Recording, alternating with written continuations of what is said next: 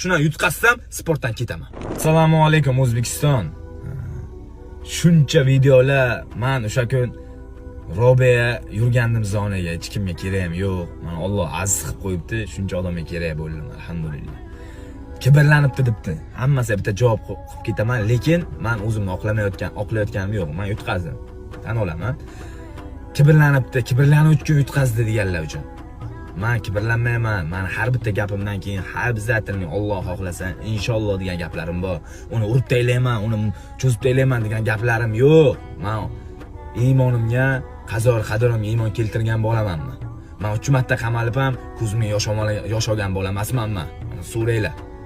Men nimaga yosh oldim? Meni ko'rib turgan yosh bolalar, onaxonlar meni ko'rib turib, achingan ishonchini oqla olmaganim uchun ko'zimga yosh oldi. Lekin bir tomondan men juda ham xursand bo'ldim. Men tufayli qimorchilarni Alloh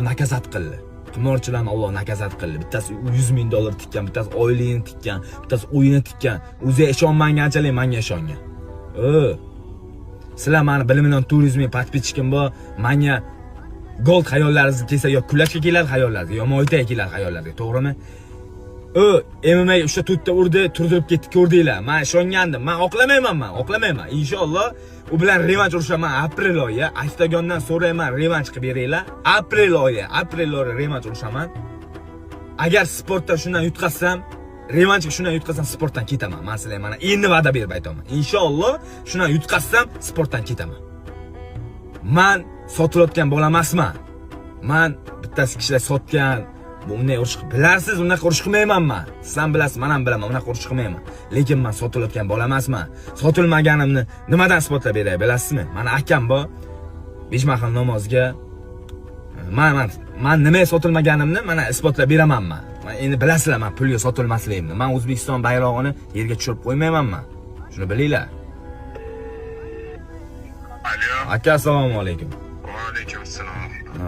Aka, menga ana bu Tailand yurgan paytim qimordan nech pul taklif qilinganida 1,5 yilga. Qimordan? Ha, qimordan.